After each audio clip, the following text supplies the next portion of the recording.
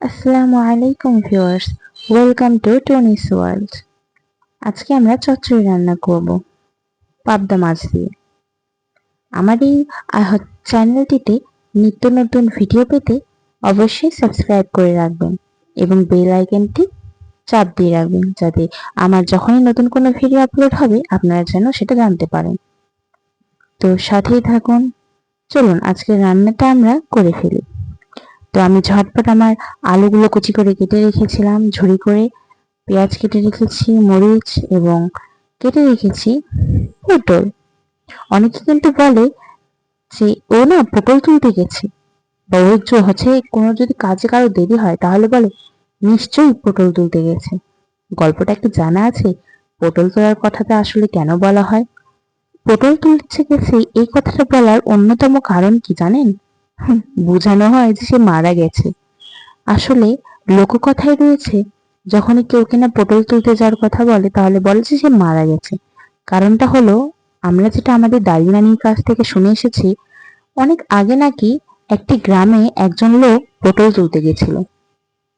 দুর্ভাগ্যক্রমে পটল সে তুলতে যায় ঠিকই, কিন্তু সেখান থেকে আর তার ফেরা হয়ে ওঠে না। কারণ সে পটল তুলতে গিয়ে সেখানে মারা যায়।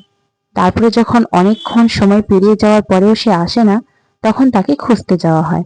তাকে খুঁজতে যাওয়ার পরে যে দেখা হয় যে সে সেখানে মারা গিয়েছে। বাস হয়ে গেল।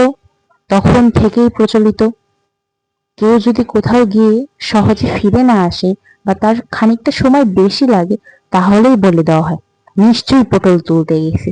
তার মানে সে আর ফিরবে না, অথবা বোঝানো হয় যে সে মারা গিয়েছে। কথাটা যদিও ইয়র্কি মেরেই বলা হয়, কিন্তু ঘটনাটা কিন্তু সত্যি ছিল। তার কারণ এটা কিন্তু আজকালকে কোনো কথা না, বেশ প্রাচীন একটা কথা, যেটা আমরা আমাদের দাদি নানির কাছ থেকে বহু ছোটবেলা থেকেই শুনে আসছি। কোনো কাজে দেরি হলে পটল তুলতে গেছে। তো নিন, গল্প করতে করতে আমার রান্না প্রায় হয়েই এসেছে। আপনাদের পাবদা মাছের চচ্চড়ি কার কার ভালো লাগে বলবেন কিন্তু। আমার কিন্তু এই পাবদা মাছের চচ্চড়িটা বেশ ভালো লাগে, কেননা আমি কিন্তু খুব একটা কাটা বাছতে পারি না। আর এই পাবদা মাছে কাটা থাকেও না, শুধু ভিতরকার একটি কাটাই যা। তাই এটা আমার বাছতেও কোনো ঝামেলা হয় না। আর এই মাছটা কিন্তু কাটতেও বেশ সুবিধাজনক।